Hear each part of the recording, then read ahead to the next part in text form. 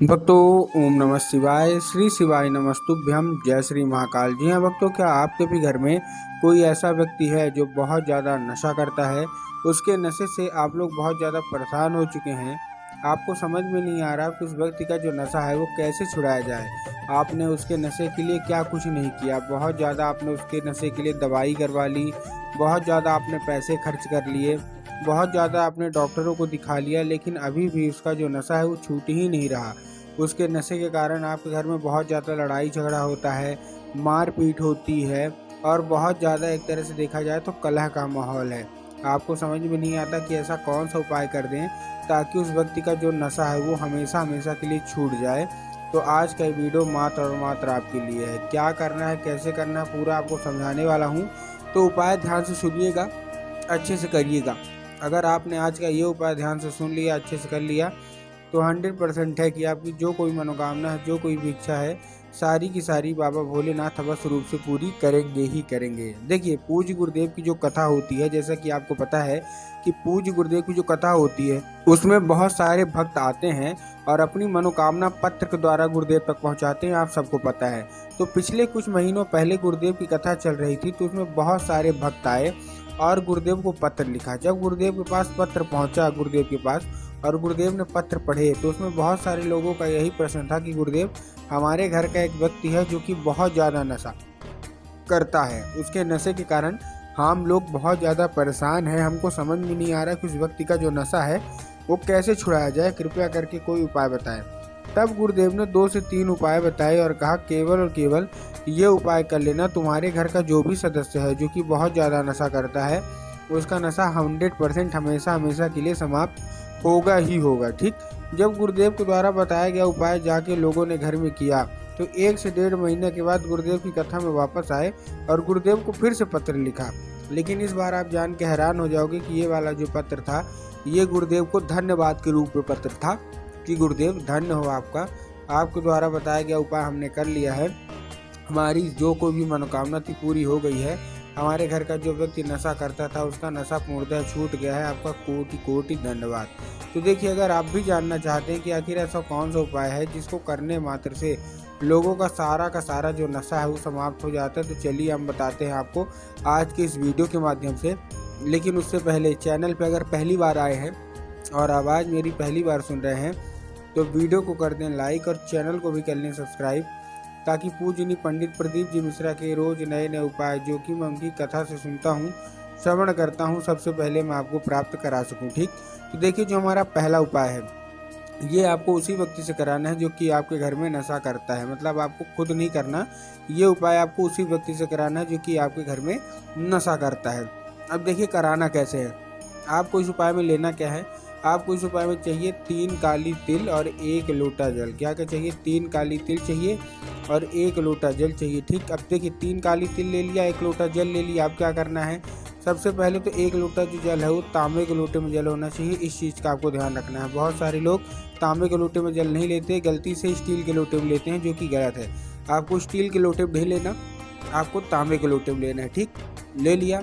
लेने के बाद आपको क्या करना है, वो जो जल है वो आपके घर का होना चाहिए। इस चीज़ का भी आपको ध्यान रखना है। बहुत सारे लोग घर से खाली लोटा लेके जाते हैं और ले जाके मंदिर परिसर से जल भर लेते हैं, जो कि गलत है। आपको मंदिर से जल नहीं भरना, आपको कहाँ अपने घर से जल लेके जाना है। ठीक। उसमें आपको वही चीज़ मिला लेना है, काली तिल आपको डाल लेना है और ये लेके पहुंच जाना है कहाँ, सीधा सीधा शिव मंदिर। और ये मैं फिर से बता रहा हूँ, ये उपाय आपको उसी व्यक्ति से कराना है जो कि आपके घर में नशा करता होगा। ठीक। अब जैसे आप उसको शिव मंदिर भेजेंगे तो उसको दिशा दिखाना बहुत ज़रूरी है। तो उसको बोलिए कि दक्षिण दिशा में खड़ा हो जाए, उत्तर की ओर चेहरा कर ले। ठीक। अब देखिए, दक्षिण और उत्तर में बहुत सारे लोग कंफ्यूज हो जाते हैं कि दक्षिण कौन सा होता है, उत्तर कौन सा होता है, हमको थोड़ा क्लियर बताइए। तब गुरुदेव ने बताया कि आप जिस भी शिव मंदिर जा रहे हैं, उस शिव मंदिर का जिधर साइड जलाधारी होगा, आपको अपना चेहरा उधर साइड करके खड़े हो जाना है। तो ठीक, उसको बोल दीजिए खड़ा हो जाए। खड़े होने के बाद क्या करना है, खड़े होने के बाद उसको बोलिए कि श्रम्भेश्वर महादेव, महादेव का एक बहुत ही सुंदर सा नाम है श्रम्भेश्वर महादेव। तो उसको बोलिए कि श्रम्भेश्वर महादेव का नाम लेके उन्हीं का स्मरण करके क्या कर दे, चुपचाप अर्पित कर दे। बस। पूज्य गुरुदेव कहते हैं कि भारी से भारी नशा उसके अगर अंदर होगा, तो श्रम्भेश्वर महादेव का अगर उसने ये उपाय कर लिया, तो उसका जितना भी नशा है सारा का सारा महादेव अवश्य रूप से समाप्त करेंगे ही करेंगे। ठीक, ये कौन सा था? ये था हमारा पहला उपाय। अब देखिए, हमको भी पता है और आपको भी पता है कि घर का जो कोई भी व्यक्ति नशा करता है उसका जो मन है वो पूजा पाठ में तो लगता नहीं है, ना किसी और चीज़ में लगता है। तो अब आप जितनी भी महिलाएं हैं जिनका पति नशा करता है, जिनका बेटा नशा करता है, जिनका भाई भतीजा भांजा या घर का कोई भी सदस्य नशा करता है, आप उनका जो नशा है वो कैसे छुड़ाएंगे? चलिए हम सबसे पहले उसकी बात कर लेते हैं। तो आपको इस उपाय में लेना क्या है, 1 लोटा जल लेना है और 3 बूंद आपको गंगा जल मिला लेना है। क्या क्या? 1 लोटा जल और 3 बूंद गंगा जल। अब देखिए, वही आपको लोटे में आपको ध्यान रखना है, घर का होना चाहिए जल और तांबे के लोटे में। ठीक, आपने ले लिया। लेने के बाद आपको क्या करना है, देखिए जैसे ही आप लेने के बाद आपको एक काम करना है, पहुंच जाना सीधा सीधा शिव मंदिर। शिव मंदिर पहुंचने के बाद आपको क्या करना है, आपको बाबा को कुंदकेश्वर महादेव का नाम लेके, कौन से महादेव का बहुत ही सुंदर सा नाम है, कुंदकेश्वर महादेव। तो आपको कुंदकेश्वर महादेव का नाम लेके उन्हीं का स्मरण करके आपको क्या कर देना है, आपको अर्पित करना है और बाबा से उसको औषधि के रूप में मांगना है कि बाबा कृपया करके हमको इसको औषधि के रूप में प्रदान करिए। हमारे घर का जो व्यक्ति है बहुत ज़्यादा नशा करता है। ठीक, अब क्या होगा, अब जब जल जलाधारी से नीचे गिरेगा तब वो साधारण जल नहीं है, अब क्या है, अब वो औषधि वाला जल है। तो आपको क्या करना है, किसी भी दूसरे पात्र में आपको भर लेना है। ठीक, जब वो जलाधारी से गिरे, कोई भी कटोरी हो, गिलास हो, आप उसको भर लीजिए। ठीक, भर लिए। भरने के बाद आपको क्या करना है, भरने के बाद उसको लेके आ जाइए घर।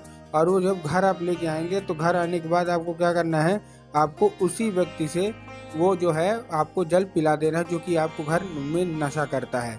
अब अगर देखिए साधारण रूप से पीता है तब तो अच्छी बात है, लेकिन अगर पीने से मना करता है तब आपको चुपके से पिलाना है। चुपके से कैसे पिलाएंगे, देखिए जब भी व्यक्ति पानी पीने को मांगे, जब भी व्यक्ति चाय पीने को मांगे तो चाय और पानी तो दीजिए, लेकिन 1 बूंद इसका भी मिला के दे दीजिए ताकि उसका जो अंदर है औषधि जाने लगे। ठीक, उसके अलावा आपको दूसरा उपाय में क्या करना है, आपको लेना है 3 बेलपत्र। बेलपत्र ध्यान रखना है कि बेलपत्र कहीं से भी कटा फटा नहीं होना चाहिए, कहीं से भी खंडित नहीं होना चाहिए, कहीं से मुरझाया हुआ नहीं होना चाहिए। बहुत सारे लोग तो क्या करते हैं, एक पत्ती को ही बेलपत्र मान लेते हैं, जो कि पूर्णतः गलत है। एक पत्ती का कोई बेलपत्र नहीं होता, 3 पत्ती मिलकर जो बेलपत्र बनती है वही बेलपत्र आपको ले लेना है। ठीक, ले लिया। लेने के बाद उसको जाना है बाबा भोलेनाथ की शिवलिंग पे अर्पित करना है और बाबा से उसको औषधि के रूप में मांगना है।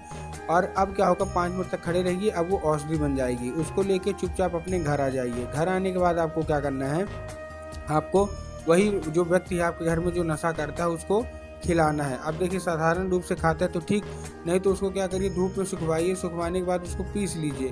पीसने के बाद वो पाउडर बन जाएगा। तो जब पाउडर बन जाए तो आपको दाल में सब्जी में मिला के उस व्यक्ति को खिला देना है। पूज्य गुरुदेव कहते हैं ज़्यादा नहीं, मात्र 1 से 1.5 महीना ये औषधि का उपाय करके देखिए।